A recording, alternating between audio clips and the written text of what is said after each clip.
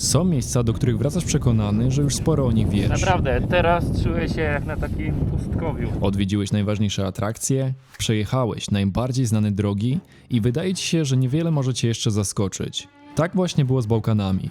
To moja 4. podróż w ten region. Byłem pewien, że wiem, czego się spodziewać. Myliłem się. Zrozumiałem, że z czasem zmienił się nie tylko sposób, w jaki podróżuję. Zmieniło się też to, czego w podróży szukam. No tak, trochę ciężko, ale ty mówiłeś wczoraj, że off-road robisz. Dziś nie jadę po to, żeby odhaczyć kolejne miejsca. Jadę dla dróg, które prowadzą donikąd, dla spontanicznych decyzji, dla rozmów z ludźmi, których nie było w planie, dla wieczorów pod namiotem i poranków, kiedy nie wiem jeszcze, dokąd dojadę. Wysoko, wysoko. Ale czy tu będziemy nocować, to jeszcze się namyślimy. Ta podróż prowadzi przez Bośnię i Hercegowinę, Czarnogórę, Kosowo, Macedonię i Bułgarię. Część tras była inspirowana TET-em i ACT, ale wiele z nich powstało po prostu z ciekawości. Wystarczyło spojrzeć na mapę i pomyśleć, a co będzie tam? I właśnie tam znalazłem miejsca, których nie ma w większości internetowych przewodników. Jest jakaś droga, która nie jest przerywana, wygląda na normalną, nie na szlak pieszy, która kieruje się do miejscowości Giovren. Więc szczerze wolę chyba zaryzykować. Ale przede wszystkim znalazłem kolejne historie, którymi chcę się z wami podzielić. Jeśli planujesz własną podróż na Bałkany, motocyklem, samochodem czy kamperem, mam nadzieję, że ta seria zainspiruje cię nie tylko do odwiedzenia kilku ciekawych miejsc, ale przede wszystkim do zostawienia miejsca na własną przygodę. Bo właśnie za to wracam na Bałkany. To region z burzliwą historią, ale też z klimatem, którego nie potrafię znaleźć nigdzie indziej. Tylko że tym razem ta podróż zapisała się w mojej pamięci z jeszcze jednego powodu. Na jej końcu wydarzyło się coś, czego nie planowałem. Coś, co sprawiło, że ostatnie kilometry wyglądały zupełnie inaczej, niż sobie mogłem to wyobrazić. Dzień dobry! Sulak Moto Adventure. Sulak, today with BMW. BMW. Do tej historii jeszcze wrócę na końcu tej serii. A teraz zacznijmy od początku. Dziękuję wszystkim tym, którzy wspierają kanał Zulak Moto TV. Dzięki wam mogę tworzyć kolejne materiały i rozwijać ten projekt. Jeśli chcesz dołożyć małą cegiełkę do tego kanału, kliknij przycisk Wesprzyj. Dziękuję. Do Sarajewa dotarłem busem mojego kolegi Tomka, który swoją drogą rzucił mi rękawice na ten wyjazd. Łącznie pokonaliśmy 1000 km w jeden dzień i szczerze mówiąc był to mój pierwszy raz, kiedy rozpocząłem motocyklową wyprawę w taki sposób. Jeszcze kilka lat temu pewnie powiedziałbym, że to pójście na skróty. Dzisiaj chyba po prostu zrobiłem się trochę wygodniejszy. Plan od początku był prosty. Bułgarię chciałem przejechać solo, ale zanim tam dotarłem, skorzystałem z propozycji Tomka, żeby wspólnie przejechać bezdroża Czarnogóry i Kosowa. Dzięki temu ominęliśmy długie i monotonne autostrady, które na motocyklu potrafią skutecznie odebrać radość z podróży. Podzieliliśmy też koszta przejazdu, a właściwa przygoda zaczęła się dokładnie tam, gdzie miała się zacząć. Było w tym jeszcze wiele innych plusów, na przykład zużycie opon, które praktycznie zostały nietknięte, a po całym dniu nie byliśmy zmęczeni, więc już następnego ranka mogliśmy ruszyć prosto w góry.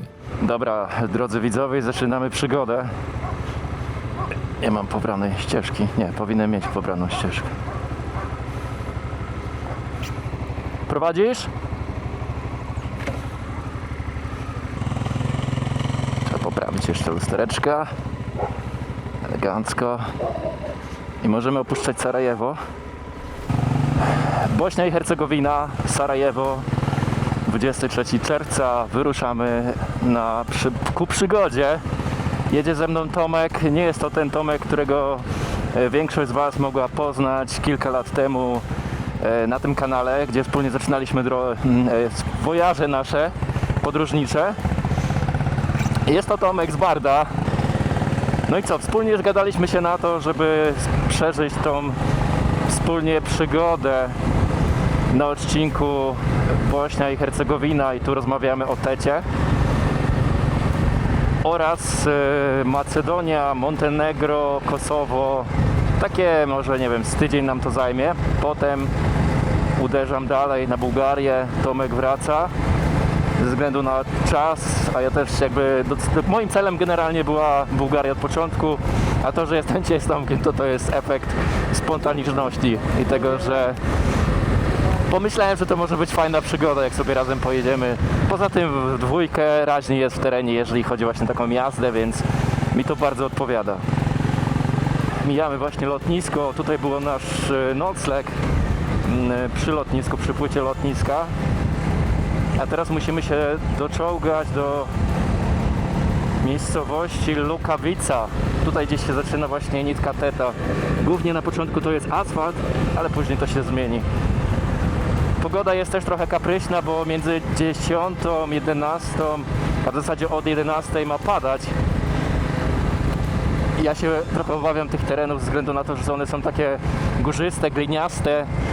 Tego błota może być dużo, ale no zobaczymy. Wszystko jest do ustalenia. Przede wszystkim nie mamy tutaj jako tako planu na zasadzie, że coś nas ogranicza. Jedziemy tyle, ile się da, śpimy głównie pod namiotem, ogniska, biwaki, totalny slow life, przygoda. To jest najpiękniejsze w podróżach motocyklowych. To jest właśnie to, co uwielbiam.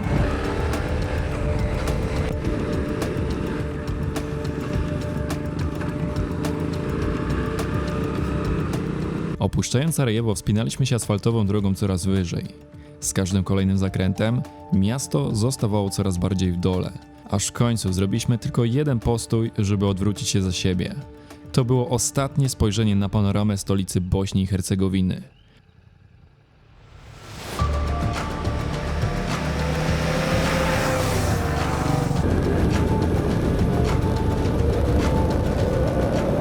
Bośnia i Hercegowina to jeden z najbardziej górzystych krajów Europy.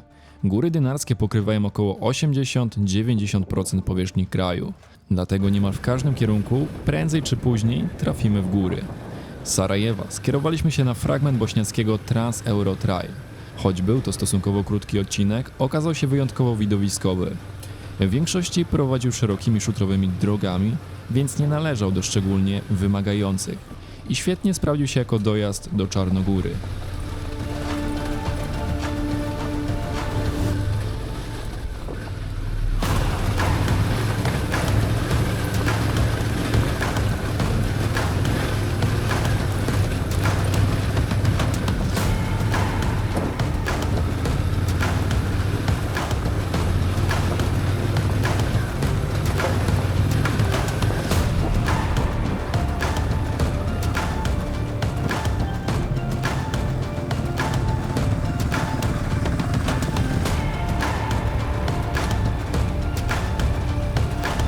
Tędy?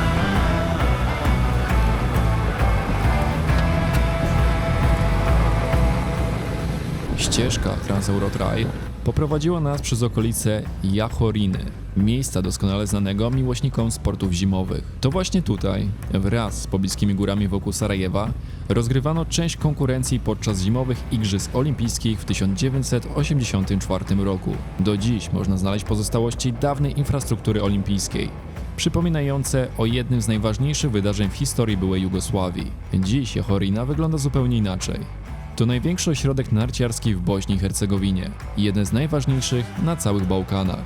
W ostatnich latach powstało tu wiele nowych hoteli, apartamentów i resortów, a infrastruktura narciarska jest stale rozwijana.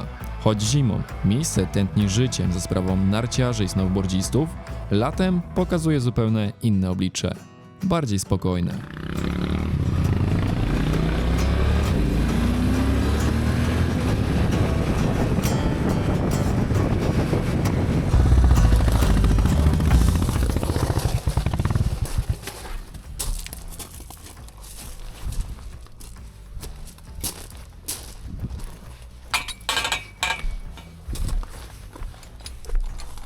Jak sobie pomyślę, że miałbym tu ściągać sakwy, ale i tak bym się nie przycisnął.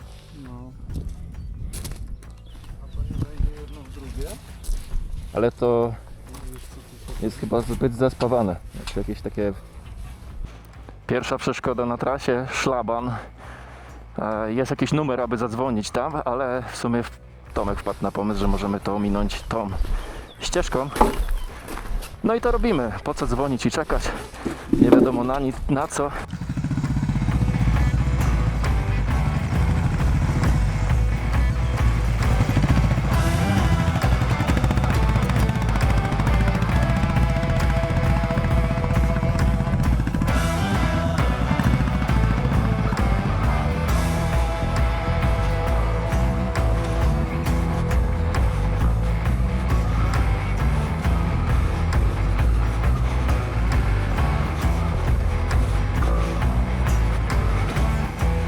Halo, dzień dobry.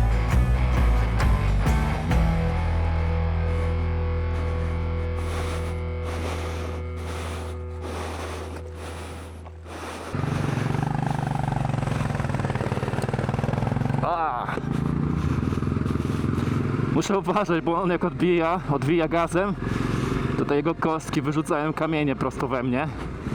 Dlatego jednak tutaj trzeba u Tomka zachować dystans. Pierwsze wrażenia z pierwszych kilometrów od Sarajewa właśnie dotąd, gdzie jesteśmy. Tu się pojawi ikonka na mapie. Bardzo pozytywne. Trasa trudnością to takie ACT właśnie w Rumunii, co miałem okazję jechać. O, zobaczcie te widoki. Pięknie, piękne szuterki. Ekstra.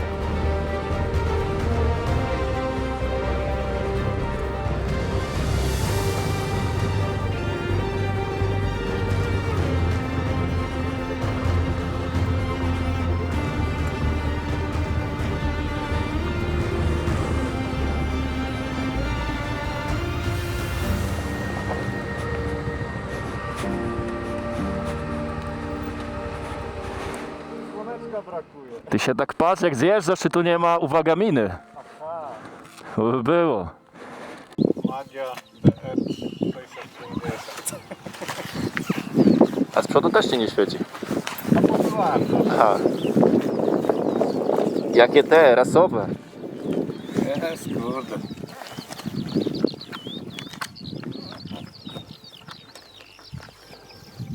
Dobra, działa.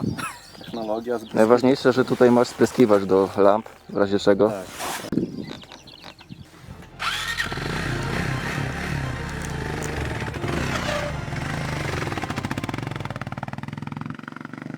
Wjechaliśmy motocyklami na szczyt góry Kosuta, 1907 metrów nad poziomem morza, skąd rozciągały się rozległe widoki na góry dynarskie. Na szczycie znajdował się niewielki posterunek policji, a tuż obok pozostałości dawnych umocnień, ruin bunkrów i schronów, przypominające o burzliwej historii tego regionu. To właśnie takie miejsca najbardziej pokazują kontrasty Bośni i Hercegowiny. Z jednej strony nowoczesne resorty, rozwijająca się infrastruktura turystyczna, z drugiej wciąż widoczne ślady przeszłości. Historia jest tutaj obecna niemal na każdym kroku i często towarzyszy nawet podczas jazdy po pozornie spokojnych górskich drogach.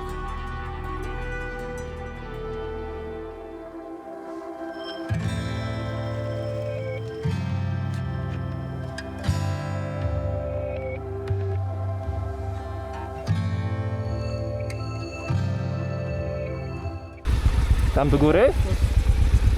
Ja bym jechał tak.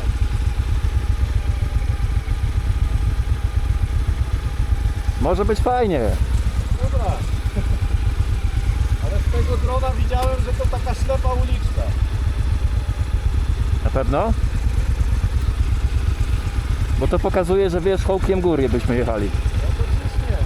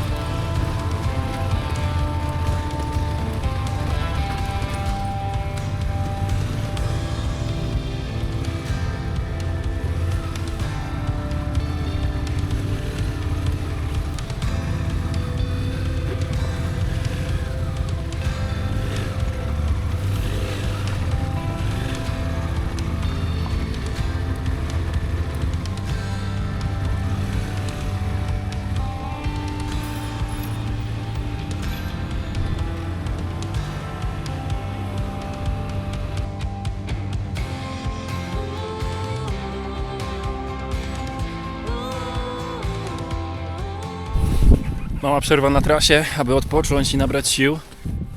Okazuje się, że ta droga, którą skręciliśmy z tej szutrowej na ścieżkę GPX właśnie jest TET.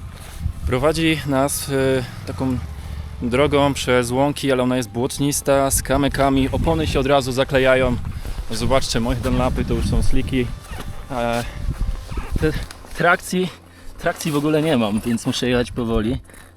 No i teraz tu się pojawia zjazd w dół. Jakby mijamy te najwyższe szczyty, te partie. Jedzie się ok, ale już też pierwsze poty na czole się pojawiły, nie z gorące, a właśnie z tej adrenaliny, która urosła, jak tylko tutaj zaczęliśmy wjeżdżać. Teraz zaraz rzucimy okiem na mapę, aby zobaczyć, jak to w ogóle dalej wygląda. Czy jest sens jechać dalej? Znaczy, ja uważam, że jest sens jechać dalej, ale przyzorny jest zawsze ubezpieczony, więc sobie sprawdzimy, jak stoimy z sytuacją i czy warto właśnie... Czy warto... Jest dobrze. Jest dobrze? Jest na zielono, czyli nie ma korków. Aha, super. Dobra informacja. Na tą informację czekałem. Natomiast zjeżdżamy tutaj w dół, jest Przejechaliśmy, coraz nie? niżej, czyli pojawiamy się już... Dobra, będziemy próbować. Z głodu nie umrzemy, Pozdrawiam małżonkę, dzieci. Super. czyli standardowo, jeżeli robi się ciężej, to trzeba pozdrowić rodzinę. A ja pozdrawiam Was, moi widzowie. I rodzinę przy okazji też. Będzie git. Sobie przygodę znaleźliśmy, ale właśnie to uwielbiam, że nawet jeżeli pojawia się lekki strach, to już jak jest początek wyprawy, już takie coś jest, to wiem, że kolejne dni będą również rewelacyjne.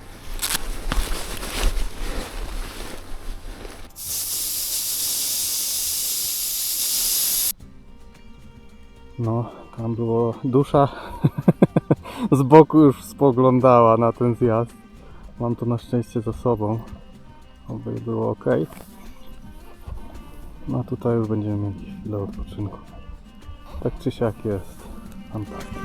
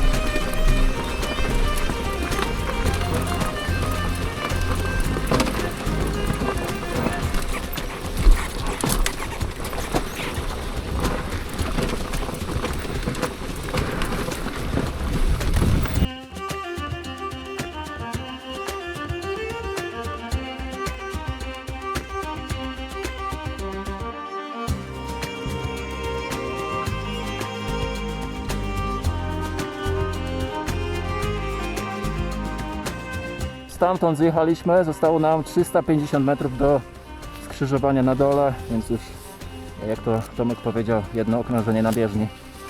Jesteśmy u celu.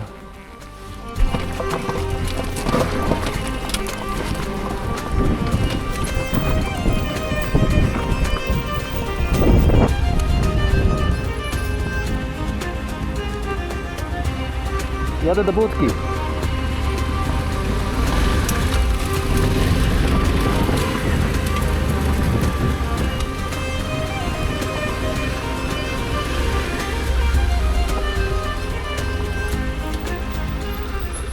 Jedni mają kuchnię wikinga, drudzy mają kuchnię sokołowa.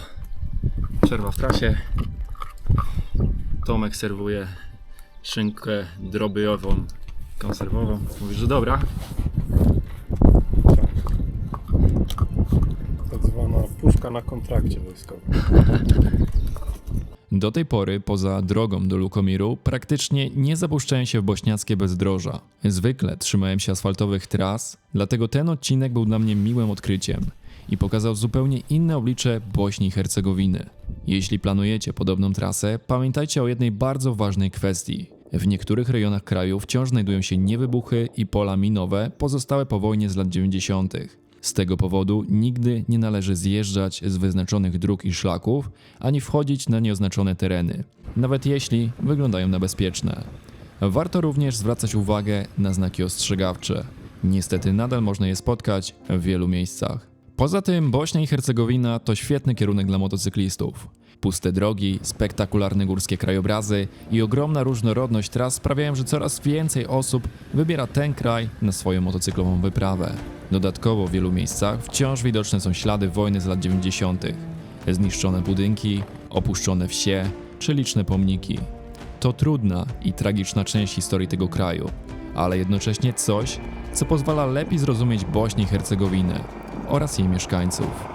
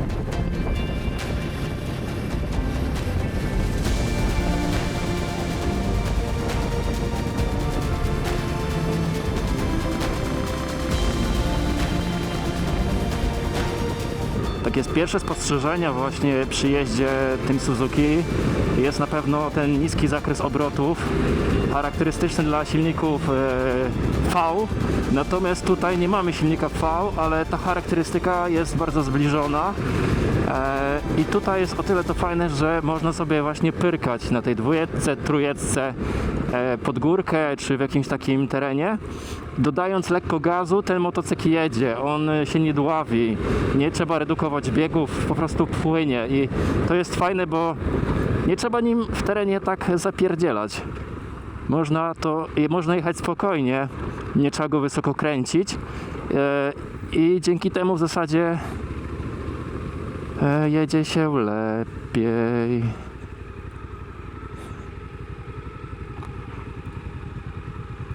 Tam chyba.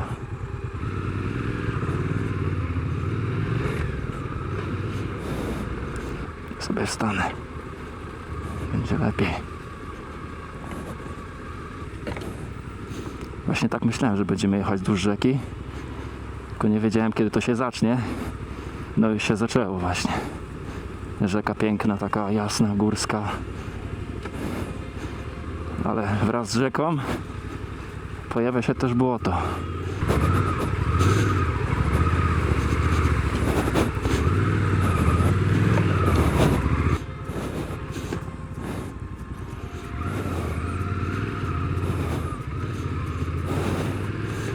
Co było do przewidzenia, że gdzie pojawia się wilgoć, pojawia się właśnie też taka dziadowska droga. Znaczy dziadowska, niektórzy lubią błoto. Dobrze, że spuściłem sobie powietrze w motocyklu, w przednim kole zwłaszcza. To mnie tak ekstra nie rzuca na boki.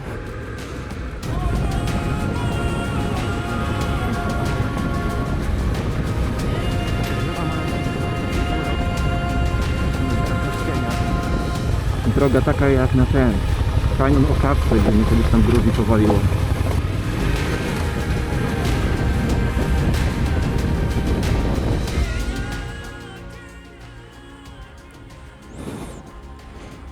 Rozdupcone budynki. Fajnie się jedzie. No. Teraz widać, że dajesz, bo zostaje za tobą chmurka. Wyłączyłem tę kontrolę trakcji. Wcześniej miałem gravel, czyli wiesz, jeszcze na tym szuterku blokowało, a teraz już w ogóle. No. Chyba jakaś taka strategiczna miejscowość to była. No.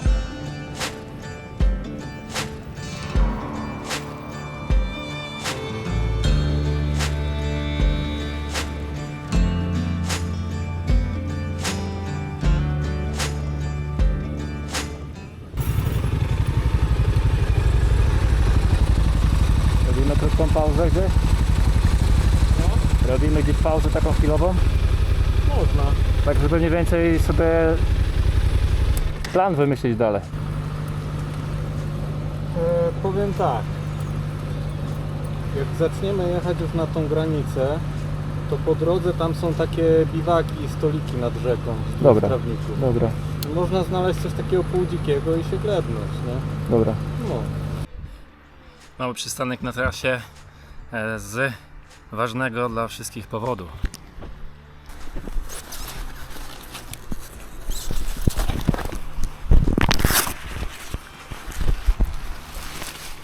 Warto? Ale jest ciepła! Na pewno warto. Jest tak gorąco, że kąpiel w takiej wodzie to pewnie esencja czystej przyjemności. Gorzej jest boso chodzić po tych kamykach. Można powiedzieć, że to jest dzisiejszy prysznic, ale w pięknych okolicznościach. Nie ma to tamto. Ja w ogóle zauważyłem, że jak zaczynam nagrywać i nawet chcę Ciebie nagrać, to Ty co już się nie odzywasz.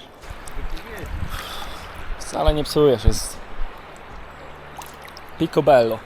Dajesz radę tak długo?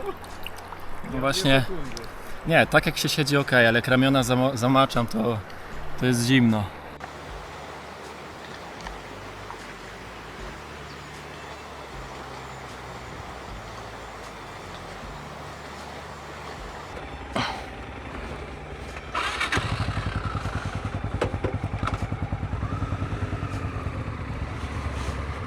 Kąpiel orzeźwiająca zaliczona. Tego potrzebowałem. Znalazłem miejsce na dziki biwak na dzisiejszą noc. Przeszukując grupę biwakową na obrzeżach Parku Narodowego Durmitor, spędzimy właśnie dziki biwak, ale najpierw jedziemy do miejscowości Pluzine po to, by uzupełnić prowiant, a dokładnie wodę. Nie będziemy spać w Parku Narodowym ze względu na to, że jest zakaz. Ponoć strażnicy tego pilnują i mandaty dają za spanie na dziko, za rozkładanie się na dziko pod namiotem, jeżeli nie śpimy w wyznaczonych miejscach. Dlatego my jedziemy do tego miejsca zaraz przy drodze P14, natomiast w pierwszej kolejności jedziemy do Pluzin. Przede wszystkim musimy w ogóle przejście graniczne przekroczyć, bo dalej jesteśmy w Bośni i Hercegowinie, ale to już za chwilę. Do samego Pluzin mamy, pokazuje nawigacja, 50 minut drogi autem, ale motocyklem pewnie będzie to szybciej. Tą drogą w swoim życiu jadę już trzeci raz. Za każdym razem wzbudza we mnie chęć pozapierdzielania po tych zakrętach. Natomiast jak widzicie, nic się tutaj nie zmieniło na tej trasie. Jak była dziurawa, tak dalej dziurawa jest. Ruch też tutaj bywa spory, aczkolwiek mamy prawie lipiec. A szczerze powiedziawszy, mam wrażenie, że tych turystów jest mało. Tak jak obserwuję właśnie po kempingach czy jakichś takich atrakcjach, które mijamy, ale zobaczymy, jak to będzie w Montenegro, bo w Montenegro może się to zmienić. No i tak, pierwszy dzień, a jest godzina 15 dochodzi, a my przejechaliśmy odcinek Teta, dojeżdżamy do granicy, a jutro zaatakujemy Adventure Country Track Montenegro. Ponoć 2 dni to niby ma nam zająć, więc zobaczymy, jak to finalnie się ułoży. To, co mi się podoba, że w tych sakwach z tym mam takie kieszonki, które sobie mogę wypinać, dawać tu, dawać tu. Tu mam akurat dokumenty i w łatwy sposób sobie odpinam i mam dostępne dokumenty na wyciągnięcie ręki. Granicę z Czarnogórą przekroczyliśmy dość sprawnie, przez przejście dobrze znane wielu z Was. Dla mnie to również wyjątkowe miejsce, bo właśnie tędy po raz pierwszy wjechałem do Czarnogóry kilka lat temu na swoim Tigerze 800 podczas mojego bałkańskiego zwiadu. Za każdym razem, gdy przekraczam tę granicę, mam dokładnie to samo uczucie. to jak przejazd przez ogromną bramę, która z każdym kolejnym zakrętem coraz szerzej otwiera się na Czarnogórę. Najpierw nieśmiało pokazuje pojedyncze szczyty, a chwilę później odsłania krajobrazy, które sprawiają, że chce się tu wracać raz za razem.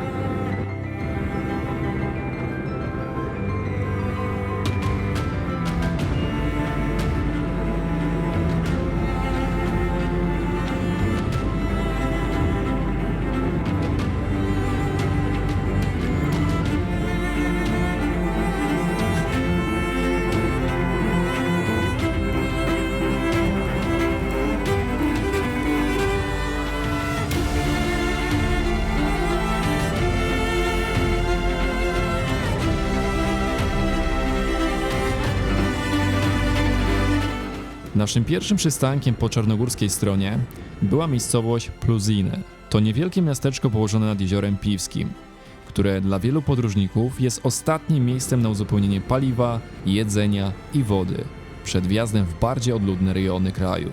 Wiedzieliśmy, że kolejnego dnia będziemy z dala od sklepów i większych miejscowości, więc postój był akurat tutaj obowiązkowy. Jesteśmy w miejscowości Pluzin. Tutaj robimy zapasy, nie tylko paliwa, ale też wody.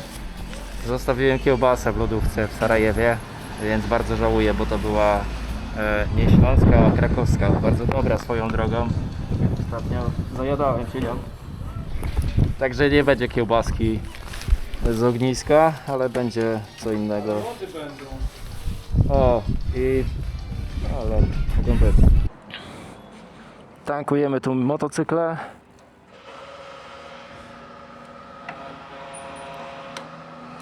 O, dziękuję.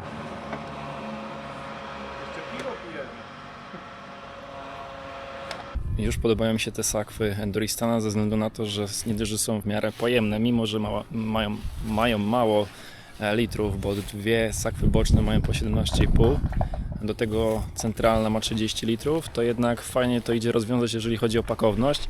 Nawet idzie zmieścić 6-litrową butelkę wody. Oczywiście te 6 litrów ma mi posłużyć do picia, kąpania, gotowania i co dusza jeszcze zapragnie, jak zostanie, to zostanie wykorzystane.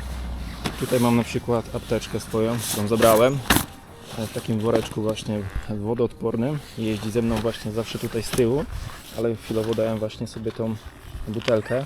Paski te są całkiem dobre, jeżeli chodzi o właśnie szybki zacisk. Nie dość, że mocno trzymają, tu jest jeszcze właśnie taka guma, która to wszystko ładnie spina. Nie ma prawa to wylecieć, chyba że Tomek mnie zabierze na jakieś dziury tutaj w Montenegro, to może jest szansa, że wyleci. Teraz nie. Spinaj sobie te paski, spinaj. Dobrze jest.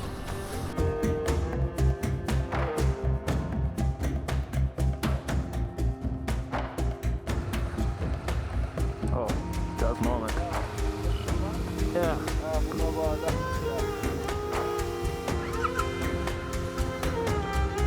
Okej. Viel Spaß!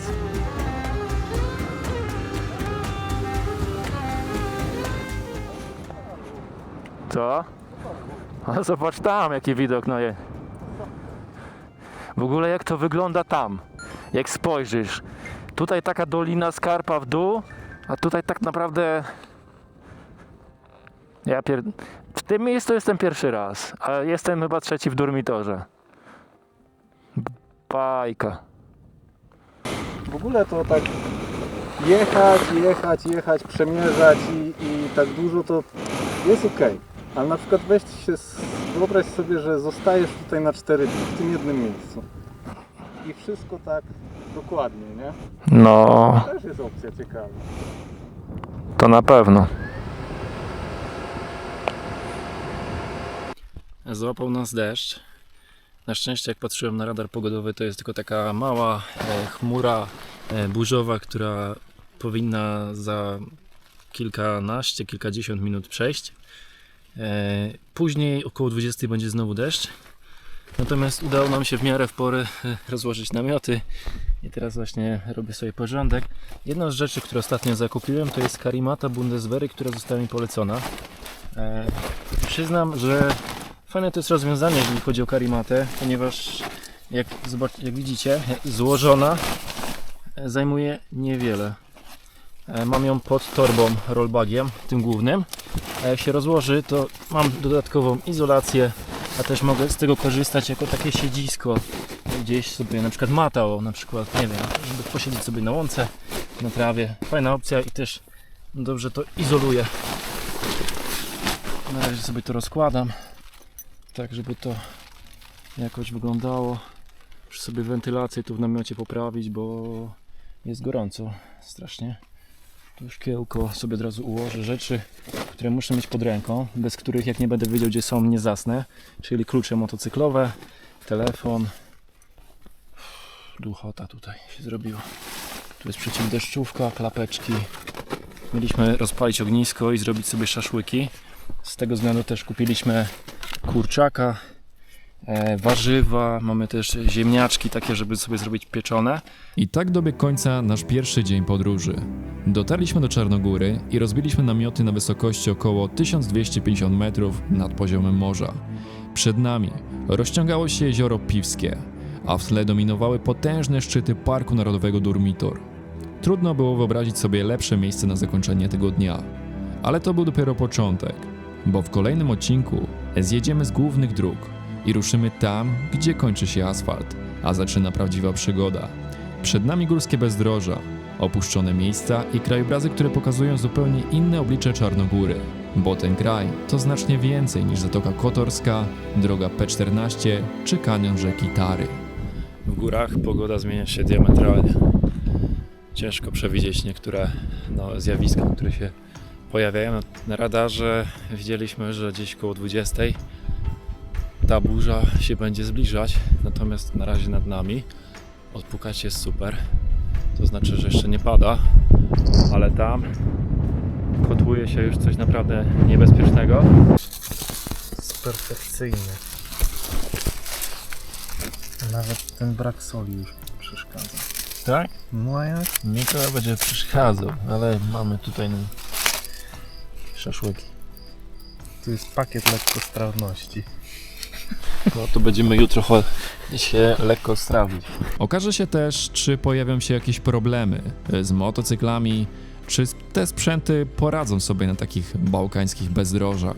Pamiętajcie też o pozostawieniu subskrypcji, dzwoneczka i komentarza poniżej dla uzupełnienia zasięgów pod tym filmem. Dziękuję i do zobaczenia już niebawem.